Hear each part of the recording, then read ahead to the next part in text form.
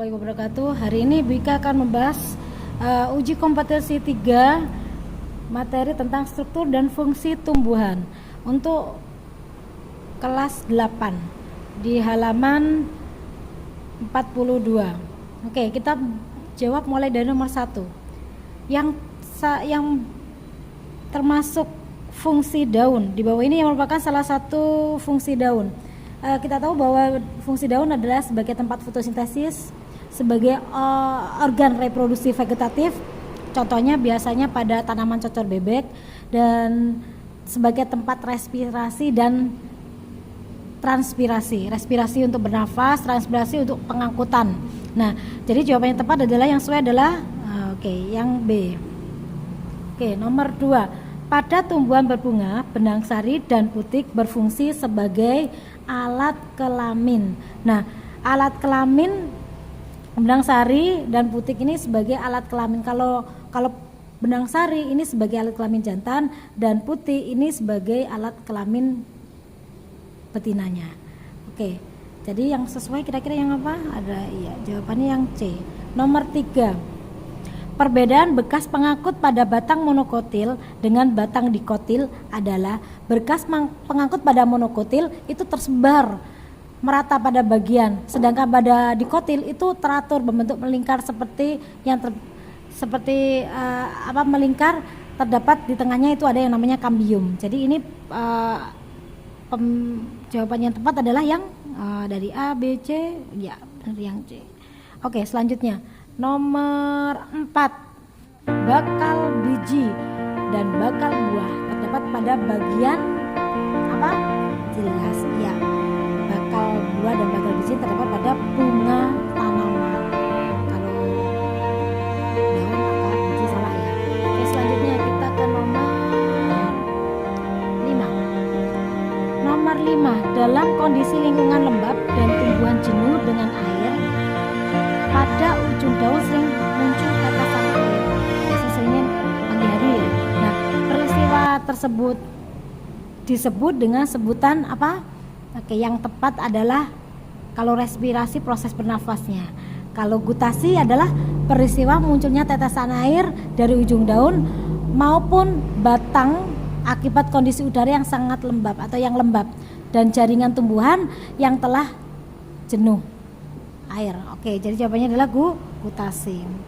Ekskresi proses pembuangan zat sisa. Kalau nomor 6, tumbuhan dikotil jaringan yang sel-selnya terus membelah untuk membentuk kulit dan kayu adalah jelas kambium. Kambium ini hanya dimiliki oleh tumbuhan dikotil. Karena tumbuhan dikotil ini bisa bertambah besar. Tumbuhnya bisa ke samping juga ke atas. Kalau monokotil tidak, dia ke atas saja karena dia tidak punya kambium. Ini yang membedakan antara tanaman dikotil dan monokotil. Ini sudah jelas. Nomor 7. Pernyataan di atas, dari keterangan di atas, jaringan yang dimaksud ini masuk jaringan ciri-ciri apa? Kita perhatikan di sini. Jaringan paling luar. Nah, berarti jelas ini paling luar. Terdapat pada akar, batang, daun, buah dan biji semuanya punya sel-selnya tersusun rapat, kadang memiliki lapisan kutikula. Ini adalah ciri-ciri dari epidermis. Parenkim, kolenkim, floem ya. Ini tidak terdapat di luar, jadi tidak sesuai. Jadi jawabannya yang tepat adalah yang D. Selanjutnya nomor 8. Bu Ika tata dulu. Ini adalah susunan dari gambar anatomi akar. Nomor 8 ini yang ditunjukkan ini ya, atau huruf X ini adalah rambut akar. Rambut akar ini fungsinya untuk memperluas daerah penyerapan air dan unsur hara dari dalam tanah. Jadi ini fungsinya untuk nyari air. Ini bagian terluar. Jadi yang tepat jawabannya adalah yang benar yang A. Selanjutnya kita nomor 9. Penyerapan. Untuk penyerapan air melalui rambut akar secara osmosis. Nah, osmosis ini apa? Osmosis adalah perpindahan air dari tanah ke akar melalui selaput semi permeable, dan ini akan menembus yang namanya membran sel akar. Pertanyaan yang tepat sesuai dengan peristiwa osmosis dari yang tadi Bu Ika sampaikan tadi adalah difusi, penggabungan air dalam sel akar menembus sel membran sel. Jadi jawabannya adalah yang C. Kita lanjut ke nomor 10. Nomor 10. Ini adalah gambar dari jaringan daun ya. Oke. Ini paling atasnya ada yang namanya epidermis. Kalau ini adalah jaringan yang namanya jaringan palisade. Ini tempat terjadinya fotosintesis atau masak pada daun ya. Jadi fotosintesis pada zat hijau daun ini adalah palisade. Palisade ini berfungsi sebagai tempat fotosintesis karena di sini banyak mengandung klorofil. Kalau yang ini juga sama sebenarnya, ini jaringan bunga karang tapi klorofilnya sedikit, sama fungsinya untuk tempat untuk sebagai fotosintesis. Juga ada ada klorofilnya. Jadi yang tepat bukan A tapi jawabannya yang B. Selanjutnya nomor 12. Nomor 12 ini adalah gambar dari batangnya dikotil. Nah, buktinya apa? Di sini ada kambiumnya. Ini yang biasanya kalau semakin tua pohon itu, ini kambiumnya atau bekas pengangkutnya ini akan menjadi semakin banyak. Biasanya sering disebut sebagai lingkaran tahun karena ada bekas kambiumnya. Jadi nanti kalau baru mekar ini ada lagi. Oke, kita namai dulu. Nomor 1, ini bagian terluar disebut sebagai epidermis. Epidermis. Yang kedua ini tempat untuk menyimpan cadangan makanan. Nah, namanya yaitu korteks. Nomor 3 ini adalah yang namanya floem. Floem ini untuk mengangkut hasil fotosintesis ya ke seluruh bagian tubuh tumbuhan. Yang keempat ini tadi apa? Kambiumnya. Jadi ini bisa memperbesar. Makanya di jaringan dikotil ini tumbuhnya nggak hanya ke atas saja, tapi bisa ke samping. Jadi yang berperan adalah kambiumnya ini, berkas pengangkut. Nomor 5 selanjutnya ini adalah xilem.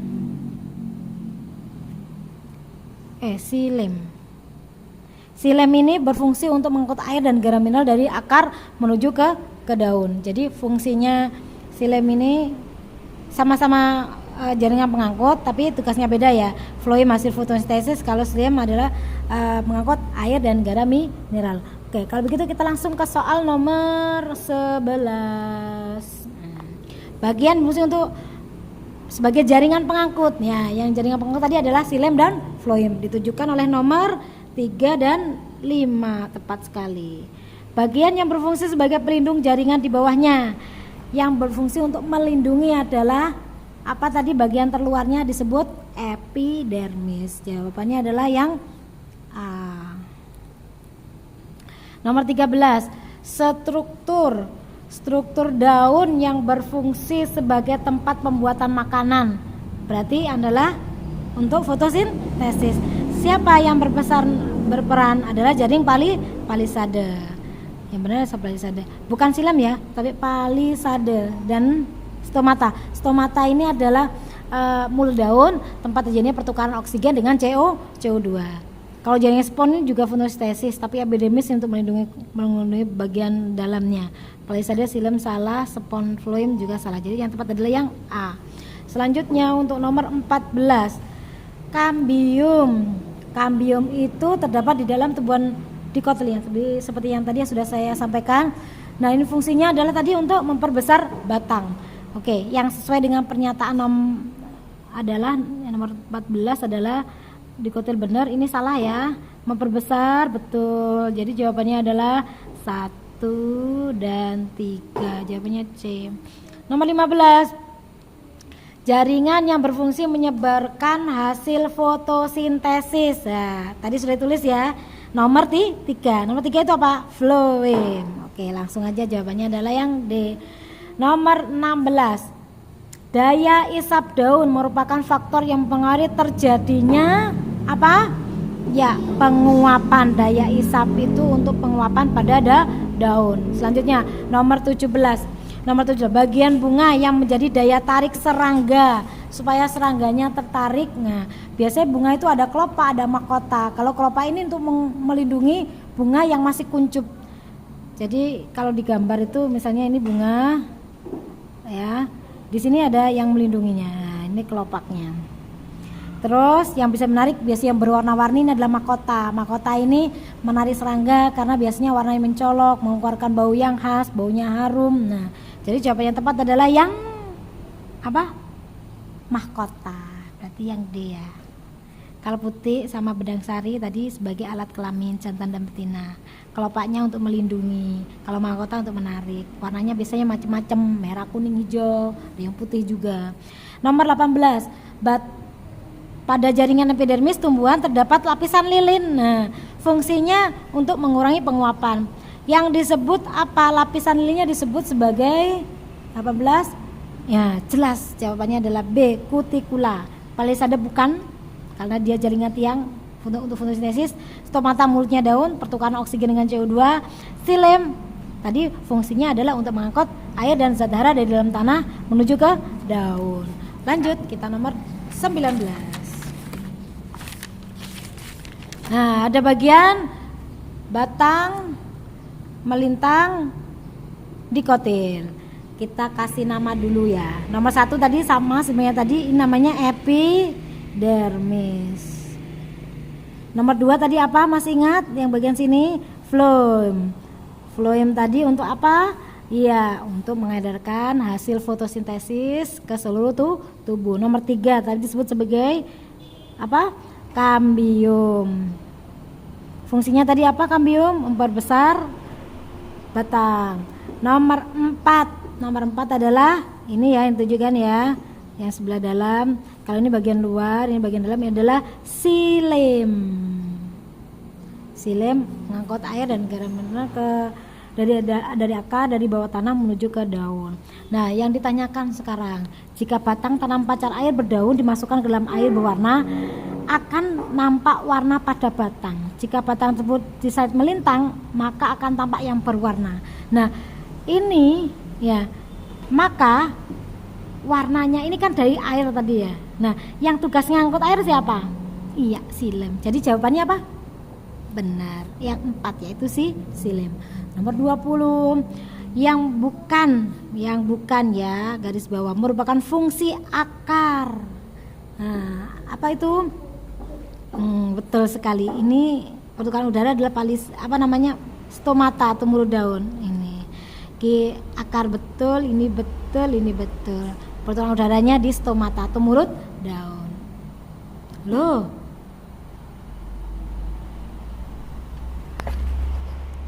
Untuk soal bagian B, memasangkan pasangan A dengan istilah yang paling tepat pada pernyataan B dengan menuliskan huruf pada kolom jawabannya. Oke, kita mulai dari nomor 1, sistem perakaran pada tumbuhan monokotil. Oke, monokotil ini perakarannya adalah akar serabut. Ingat, kalau monokotil serabut, kalau dikotil itu adalah tunggang.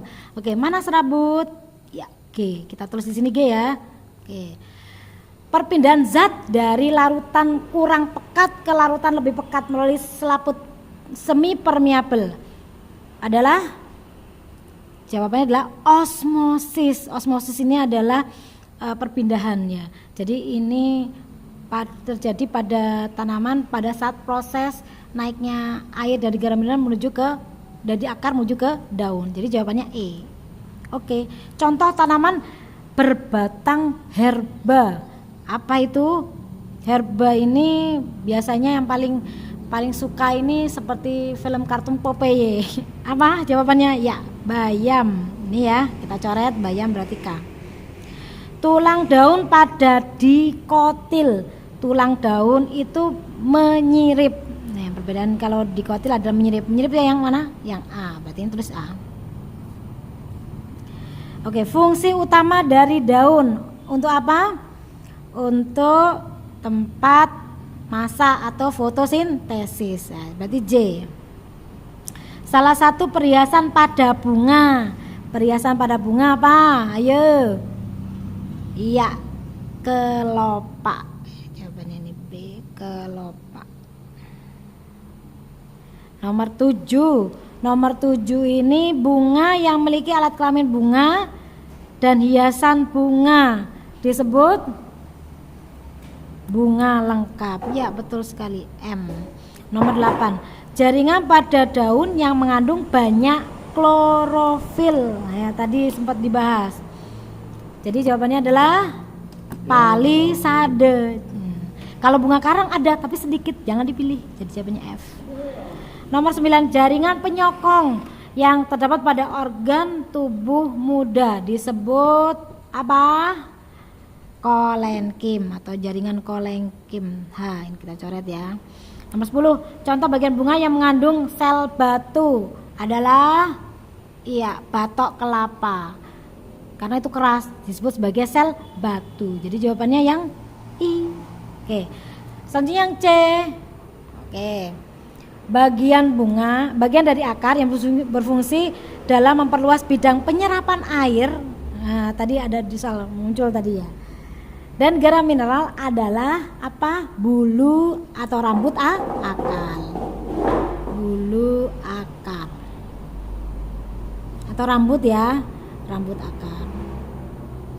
Untuk melindungi ujur akar ketika menembus tanah. Nah, adalah fungsinya siapa?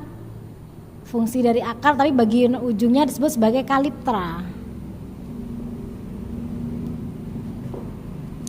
Alat kelamin betina pada bunga disebut putik. Kalau jantannya adalah benang sari.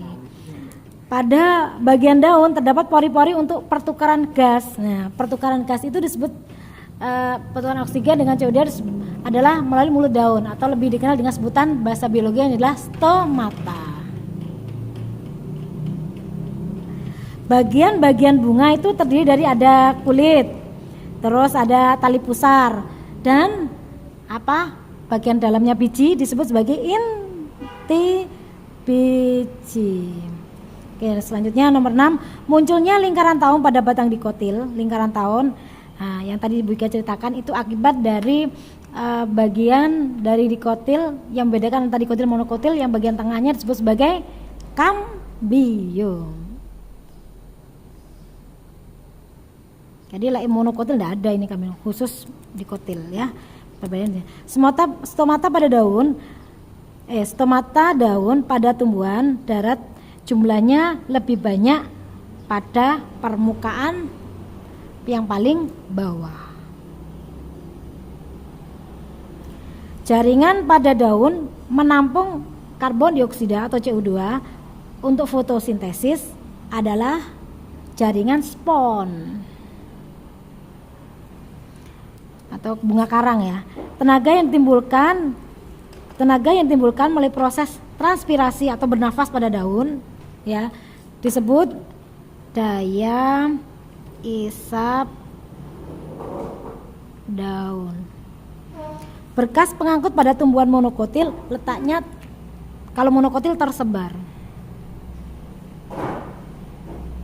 merata. Tapi kalau dikotil itu teratur. Dikotil itu teratur seperti ini. Oke, cukup sekian Bu Ika akhiri, semoga bermanfaat apa yang dipelajari. Saya akhiri, assalamualaikum warahmatullahi wabarakatuh.